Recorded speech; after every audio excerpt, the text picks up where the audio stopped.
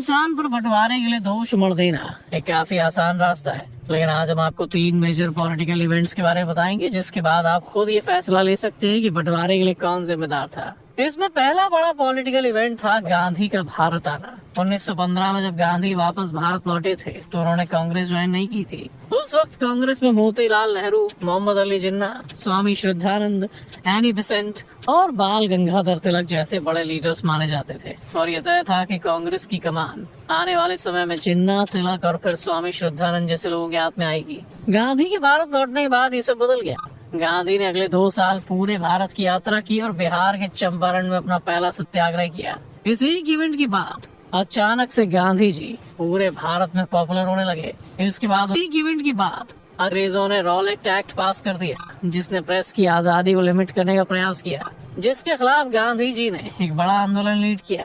इस समय तिलक देश से बाहर थे, क्योंकि वो इंग्लैंड में अपने खिलाफ हुए केस को लड़ रहे थे। जब तक वो केस खत्म करके भारत लौटे, गांधी ने खुद को एक बड़े लीडर के रूप में एस्टेब्लिश कर लिया था। तिलक की 1920 में मौत हो गई। एनी बेसेंट और स्वामी श्रद्धानंद जैसे लोग भी अब हाशिए की तरफ चले गए थे, और बचे थे जिन्ना और गांधी।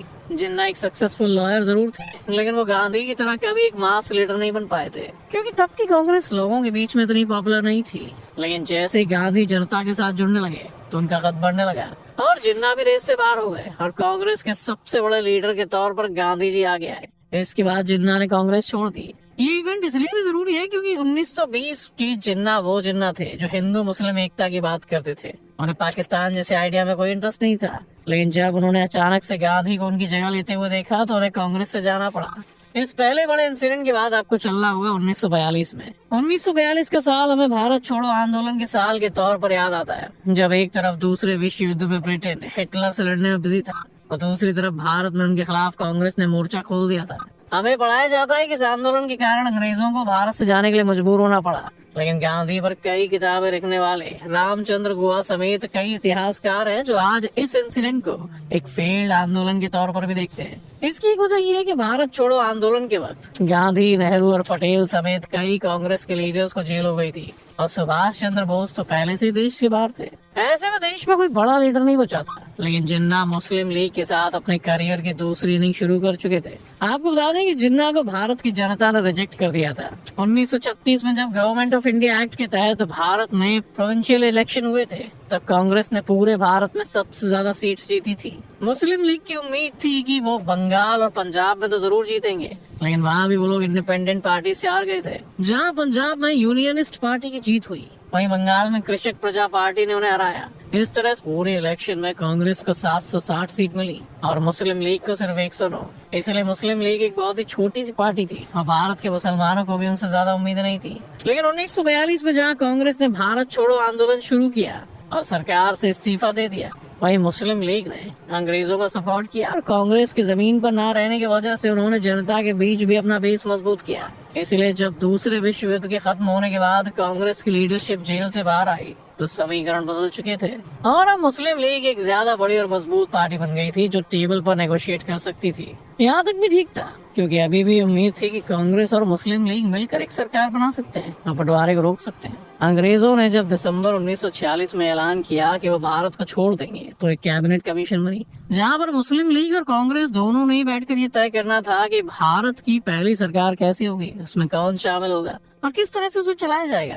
जिन्ना और मुस्लिम लीग ने अंग्रेजों के साथ मिलकर मुसलमानों के लिए कुछ आश्वासन ले लिए थे, ताकि एक आजाद भारत में मुस्लिम्स को किसी भी तरह के डिस्क्रिमिनेशन का फेस ना करना पड़े। लेकिन जब नेहरू ने जिन्ना को इस कैबिनेट कमीशन का हिस्सा बनाने के लिए इनवाइट किया, तो नेहरू इस बात पर अड़ गए कि कैबिनेट कमीशन पिछले किसी भी फैसले और आश्वासन को नहीं मानेंगे और शुरुआत से हर एक मुद्दे पर फैसला करेगी। जिन्ना जानते थे कि अगर दोबारा से सभी मुद्दों पर चर्चा करनी पड़ी तो सालों से जिन मुद्दों पर सहमति बनाने में वो कामयाब हुए थे, उन पर उन्हें फिर से बहस करनी पड़ेगी। और साथ ही कैबिनेट कमीशन में क्योंकि ज्यादातर लोग हिंदू थे, इसलिए उन्हें भी डर था कि शायद उनकी कई मांगे रिजेक्ट हो जाए। इसीलिए उन्होंने इस कैबिनेट कमीशन का हिस्सा बनने से इनकार कर दिया और अखंड भारत का सपना यहीं पर चकनाचूर हो गया। इस कैबिनेट कमीशन से वॉकआउट करने के लिए अगर आप इतिहास में जाएं तो आपको जिन्ना से बड़े विलन नेहरू मिलेंगे, जो इस वक्त अपने अहंकार में चूर थे। नेहरू अभी भी मुस्लिम लीग को 1936 की वो पार्टी समझ रहे थे जिसके बाद जनता का कोई सपोर्ट नहीं है। इसलिए उन्हें लगा कि वो अपनी पॉलिटिकल पावर से मुस्लिम लीग की पावर को दबाने में कामयाब हो जाएंगे और कांग्रेस पार्टी हिंदुओं के साथ साथ मुस्लिमों का नेतृत्व करने वाली पार्टी बन जाएगी। लेकिन जिन्ना ना सिर्फ इन 10 सालों में मजबूत हुए थे, बल्कि वो नेहरू की चाल को भी समझ गए थे। इसीलिए उन्होंने इस कैबिनेट कमीशन का हिस्सा बनने से इनकार कर दिया। इसके बाद जिन्ना ने अपनी पाकिस्तान की मांग को और ज्यादा तेज कर दिया और इसके पीछे एक बड़ी वजह ये भी थी कि जिन्ना को मालूम पड़ गया था कि उन्हें कैंसर है और वो ज्यादा दिन बच नहीं पाएंगे। ऐसे में उन्हें हर हाल में अपनी मौत से पहले पाकिस्तान की डिमांड को पूरा करवाना था। यहीं पर कांग्रेस पार्टी से भूल हो गई। कई इतिहासकार मानते हैं कि अगर ये बात कांग्रेस या नेहरू को पता होती कि जिन्ना को कैंसर है तो शायद वो जिन्ना पर ज्यादा प्रेशर न डालते और उन्हें किसी भी शर्त पर कैबिनेट कमीशन का हिस्सा बना लेते, क्योंकि ये बात वो भी जानते थे कि जिन्ना के अलावा मुस्लिम लीग में ऐसा कोई भी बड़ा लीडर नहीं है जो उन्हें चैलेंज कर सकता है। अगर 1947 में एक अखंड भारत आजाद होता तो 1952 के इलेक्शन से पहले ही जिन्ना की मौत हो चुकी होती। अब कांग्रेस जिस कदर उस वक्त देश में पॉपुलर थी, ये लगभग तय था कि वही पॉलिटिकल पावर को कंट्रोल करती। इसे आप एक टैक्टिकल एरर भी कह सकते हैं। लेकिन हम जानते हैं कि जिन्ना भी एक चालाक पॉलिटिशियन थे, इसीलिए उन्होंने अपनी बीमारी की बात सभी से छुपा कर रखी। अपने आखिरी दिनों में जिन्ना इतने उत्तेजित हो गए थे कि वो जिन्ना कभी हिंदू मुस्लिम एकता और बातचीत के रास्ते पर चलने की जो बात करते थे, उन्होंने पहले मुसलमानों के लिए एक अलग देश की मांग करनी शुरू कर दी और फिर उस देश को लेने के लिए उन्होंने डायरेक्ट एक्शन डे का भी ऐलान कर दिया, जिसकी वजह से बंगाल समेत भारत के कई मुस्लिम बाहुल राज्यों में हिंसा भड़क उठी और उस दबाव में आकर कांग्रेस और माउंटबेटन को आखिरकार जिन्ना की पाकिस्तान की मांग को मानना ही पड़ा।